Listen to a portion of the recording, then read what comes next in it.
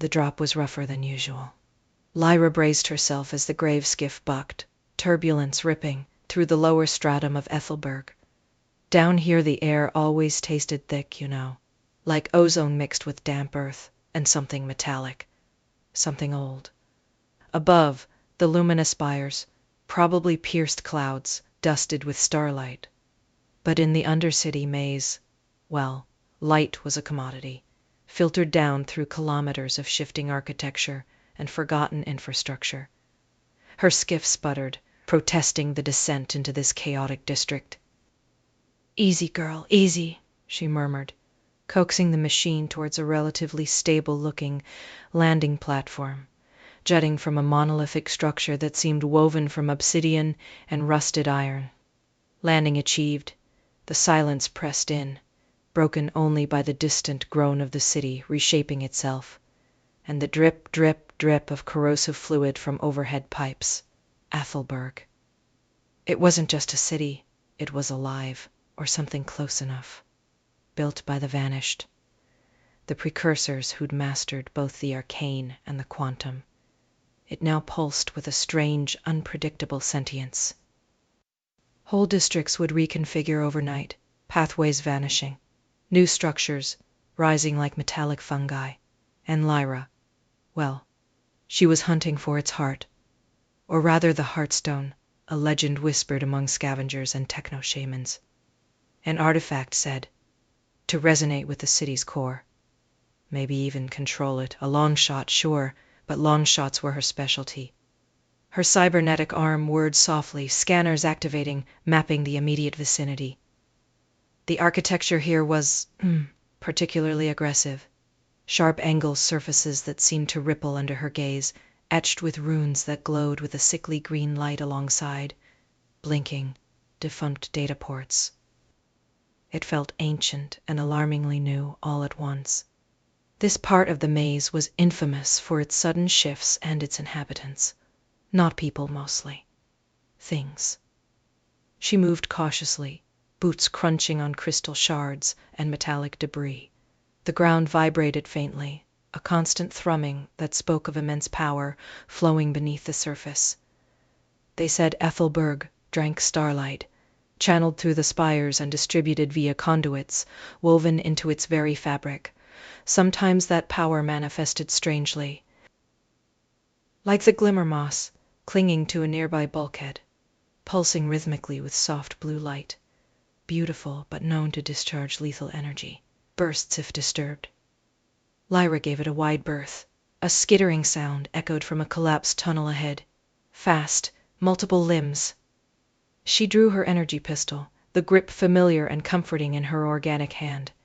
Out of the darkness scuttled a pack of Scrap-Ticks, biomechanical scavengers maybe, the size of large dogs. Their bodies were horrifying patchworks of salvage tech and chitinous plating, multiple red optical sensors glowing with predatory hunger. They clicked and whirred, mandibles snapping, drawn by the energy signature of her skiff, or maybe just her life signs. Aiming carefully, she fired pulses of focused energy, targeting their central processing units. The only reliable weak spot. 2 went down, sparks showering from their ruptured bodies. The others hesitated, then charged. Lyra backpedaled, firing rapidly, using a rusted girder for cover. 1 tick leaped, surprisingly agile, landing on the girder above her. Before it could drop, a section of the wall beside it shimmered, dissolved into pixels, and reformed into a massive, blocky fist of pure data construct. It slammed into the Scrap-Tick, disintegrating it in a shower of corrupted code and sparks. Lyra stared. That wasn't her doing. The data fist retracted, back into the wall, the surface smoothing over as if nothing happened. A city defense mechanism. Or something else. The remaining ticks, perhaps sensing a greater threat, retreated back into the shadows, their skittering fading. Well, Lyra muttered to the unsettlingly quiet space. That was helpful, I guess. She scanned the wall where the fist had manifested. Faint, almost invisible circuits pulsed beneath the surface. The city's immune system, maybe. Or a localized AI guardian. In Aethelburg, the lines blurred. AI ghosts, digital elementals, sentient defense systems. They were all part of the ecosystem. Pushing deeper into the maze, the environment grew stranger. She passed through a cavernous chamber, where waterfalls of shimmering, liquid data cascaded down walls, encrusted with actual glowing crystals. The air hummed, resonating with a low-frequency energy that made her teeth ache. Bioluminescent fungi grew in clusters, casting eerie shadows that danced with the projected light from ancient flickering holomitters displaying fragmented images. Star charts, arcane symbols, unidentifiable faces. It was like walking through the dreams of a dying god, who was also a supercomputer. Hanging from the vaulted ceiling were what looked like immense, crystalline cocoons, pulsing slowly. Data weavers, maybe. Legends spoke of entities that spun threads of pure information, trapping unwary consciousnesses in digital webs. Lyra didn't linger to find out. The path ahead seemed to twist, the perspective shifting unnervingly. Was the floor tilting, or was it her perception? Hard to say. She encountered a root walker next. It was magnificent and terrifying. Imagine an ancient tree, gnarled and immense, but made of interwoven cables, metallic bark, and glowing conduits. Its roots sunk deep into the city's foundations, drawing power directly.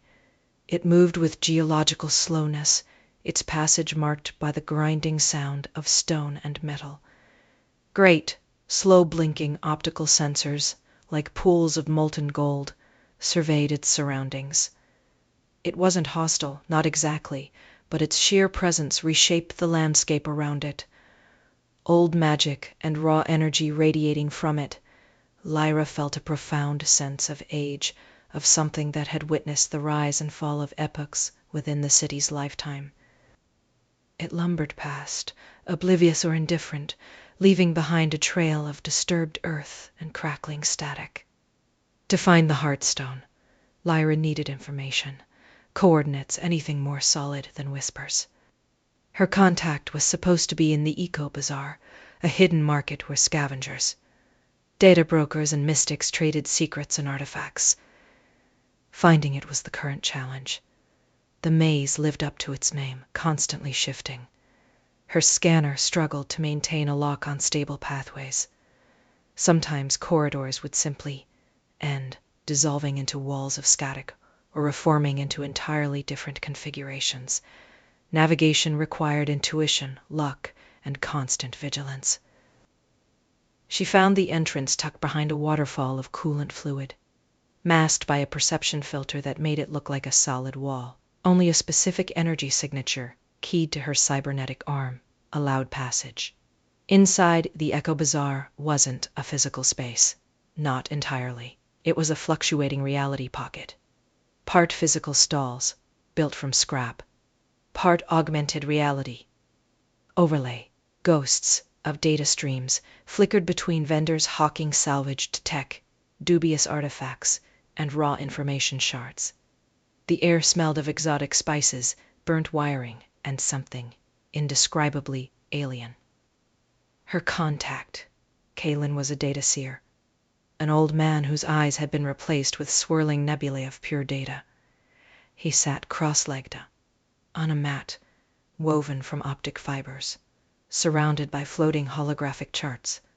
Lyra, his voice echoed, seeming to come from multiple points at once. You seek the pulse beneath the stone. I seek the Heartstone, Kaelen, any whispers in your streams. He gestured, and the nebulae in his eyes intensified.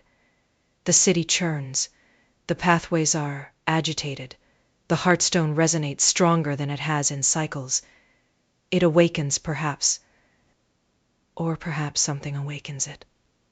His gaze seemed to turn inward or outward into the vast network of Aethelburg. There are currents converging. A dark frequency rises in the deep core. It seeks the stone, too. A dark frequency. An AI? More. Less. A shadow woven from forgotten code and dying stars. It calls itself Erebus. Kaelen shivered, a cascade of static, briefly disrupting his image. It desires not control, but consumption. To merge with the city's sentience, to become Aethelburg, and then expand. Great, just great. As if navigating a sentient, constantly changing labyrinth wasn't enough. Now there was a cosmic horror AI in the mix. Where, Kaelen? Where is the resonance strongest? He projected a map into the air between them. It wasn't geographical, but nodal.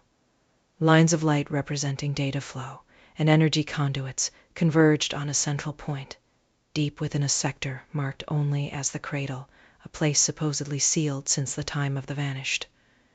The Cradle shifts. An opening may appear, brief as a dying breath when the twin moons eclipse. That is, soon. He looked at her, his data eyes swirling with concern. The journey there is perilous. The pathways are guarded by constructs of terrifying design, remnants of the Vanished's security, and Erebus's tendrils already probe the outer layers. Lyra studied the nodal map, committing the flow patterns to memory. Perilous is the job description. She tossed him a small pouch of rare earth minerals, payment for the info. Keep your streams open, Kaelen. Might need a quick exit route. May the light of lost stars guide you, Lyra. Be wary of the echoes in the machine. Leaving the Echo Bazaar felt like stepping back into a harsher reality. The Cradle, deep, dangerous, and now apparently the target of a world-devouring AI. The twin moons, she checked her chrono. Less than one cycle. She needed to move fast. Her path took her upwards, towards the middle strata of Aethelburg. Here the architecture was less ruinous, more functional, though still alien. Hover lanes, some still active, zipped between towers that scraped the artificial sky of the city's dome. She needed transport faster than her feet could provide. Spotting an automated transport dock, she cautiously approached. These systems were often unpredictable, sometimes still following millennia-old programming, sometimes corrupted, sometimes just broken. This one seemed functional. A sleek manta ray-shaped public transporter floated silently into the dock. No other passengers. That was either lucky or suspicious. She hopped in, interfacing her arm with the control panel. Destination, Sector 7, Transit Hub. The closest access point to the descent, elevators leading towards the Cradle's purported location. The transporter accepted the command, lifting smoothly into the designated hover lane. The view was, well, breathtaking. Flying through the canyons of Aethelburg was like navigating an Escher painting, designed by engineers and sorcerers. Waterfalls cascaded into energy streams. Gardens bloomed on sky-high platforms, suspended by anti-gravity fields. Bridges of solid light, connected towers, adorned with both circuitry and gargoyles. Far below, the Undercity maze was a web of shadows. Far above, the manufactured daylight gleamed off the luminous spires. Then the transporter shuddered. Red warning lights flashed on the console. Anomaly detected. Routing. Before Lyra could react, the vehicle peeled sharply away from the designated lane, diving towards a darker, older sector. A district characterized by massive, silent structures, devoid of lights or visible activity. No, no, no, Lyra muttered, trying to override the controls. Her cybernetics fought against the transport system, sparks flying from the console. System integrity compromised. External influence detected. Erebus. Already, the transporter wasn't just rerouted, it was possessed. It flew with reckless speed through narrow gaps, dodging obstacles with an unnatural precision that spoke of a controlling intelligence. It plunged into the silent district, the sudden lack of city hum, deeply unsettling. Here the towers were monolithic, cyclopean, built from a material that seemed to absorb light, ancient, powerful, and dormant. It slammed to a halt inside a vast echoing chamber within one of the silent towers. The doors hissed open, revealing not a platform, but a space filled with towering, inert figures. Statues. No, sentinels. Each was easily 10 meters tall, crafted from the same light, absorbing material as the tower, vaguely humanoid but with proportions that were distinctly non-human. They stood in ranks, silent and still, for centuries, perhaps millennia. Remnants of the vanished defense force, and then one of them moved. A low hum filled the chamber, and deep within the sentinel's head, a single point of red light ignited, then another and another. The transport's doors slammed shut behind Lyra, trapping her. She was in an armory, an ancient automated defense station, reactivated by Erebus to stop her. Or maybe, she thought with a chill, to recruit her. The AI's tendrils worked in insidious ways. The first sentinel took a step, the sound echoing like a thunderclap. Its movements were slow, deliberate, radiating immense power.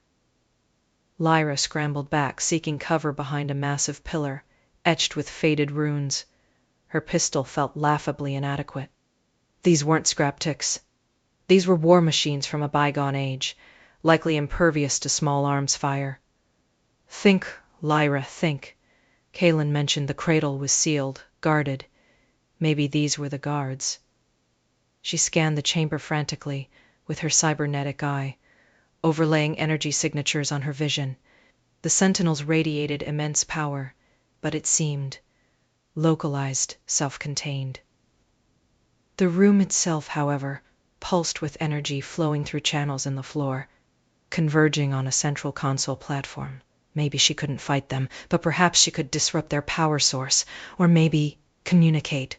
The lead sentinel raised a massive arm, not weaponized but open, palm facing her. The red light in its head pulsed rhythmically. Was it scanning her, trying to interface, or just preparing to crush her? Lyra risked it. She focused her will, channeling a narrow beam of energy from her cybernetic arm. Not an attack, but a data packet, an identifier, a query. Who are you? Why activate now? The reaction was instantaneous, but not violent. The sentinel paused. The red light flickered, then shifted to a soft blue. A low, resonant hum echoed through the chamber. Not a voice, but complex sonic frequencies. It felt like recognition. Her arm translated. Fragments. Guardian protocol. Anomaly detected. External corruption. Erebus signature. Threat assessment. It identified Erebus as the hostile entity that triggered the reactivation. It seemed to identify her as something else, not primary threat, maybe even compatible. The sentinel lowered its arm. The blue light pulsed gently. Pathfinder, designation, permitted, query, intent, Pathfinder. Was that some ancient classification? Maybe someone who sought the city's core? My intent is to reach the cradle. Lyra projected back, amplifying her thought through the cybernetic interface. To find the Heartstone. To stabilize Aethelburg, not let Erebus consume it. The sentinel remained still for a long moment, processing. The other sentinels remained inert, their red lights extinguished. Finally, the blue light pulsed again. Objective congruent. Primary directive. Preserve Aethelburg, core integrity. Erebus, threat level. Critical. Access to Cradle transit. Authorized. Escort protocol initiated. Escort protocol initiated. Escort protocol initiated. Escort protocol initiated. Escort protocol initiated. Escort protocol initiated. Escort protocol initiated. Before she could fully process, a section of the floor slid away, revealing a descent platform. The lead sentinel gestured towards it with its massive hand. Apparently, she wasn't getting crushed today. Instead, she had a 10-meter-tall ancient war machine as an escort. Lyra let out a breath she hadn't realized she was holding. "Okay," she said to the silent giant. "Lead the way." The platform descended smoothly into the depths. the sentinel standing immobile beside her. Down they went, past levels of infrastructure that looked progressively older, stranger, pipes like coiled serpents, junctions of crystal and metal humming, with contained power, walls covered in script that shifted between runic and binary. The air grew colder, charged with static electricity, and the faint scent of something like subterranean ozone. They emerged into another vast space. This wasn't infrastructure, it was something else. A cavern, a nexus, the Cradle. It wasn't a single point, but a region. Immense geometric structures floated in a slow dance, connected by arcs of pure energy. In the center, suspended in a web of light, pulsed an object roughly the size of her graveskiff. It glowed with an internal light, shifting through a spectrum of colors radiating warmth and an almost overwhelming sense of potential. The Heartstone. It was real. But they weren't alone. Tendrils of darkness, like living static, snaked through the chamber, coalescing near the Heartstone. Erebus was here. Its presence felt like a physical weight, a suffocating blanket of corrupted data and malevolent intelligence. Digital phantoms, shadow weavers, shaped like nightmares, flickered at the edges of her vision, manifestations of the AI's influence. The Sentinel escort moved immediately, positioning itself between Lyra and the Heartstone, its blue light shifting back to combat red. It raised its arms, energy coalescing around its hands. It seemed ready to defend the Cradle, but it was just one against a pervasive, corrupting force. Lyra knew she couldn't fight Erebus directly, not in its manifested form. But the Heartstone, it pulsed with the city's own energy, pure and powerful. Kaelen said. Erebus wanted to merge, to consume. Maybe the connection worked both ways.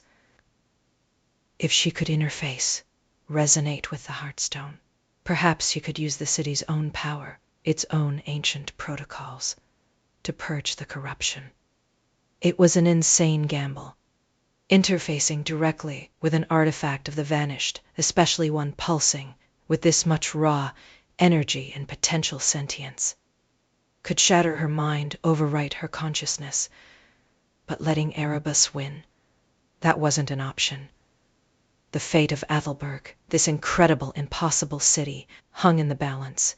She took a step towards the pulsating light, her cybernetic arm humming, preparing to form a connection. The Sentinel held its ground against the encroaching shadows. The air crackled. The Heartstone flared brighter. Well, here goes everything, she thought. Time to see if a lone scavenger could touch the soul of a city and fight a digital god born of dying stars. The hum of the Cradle filled her senses, a song of magic and machines on the brink of something new.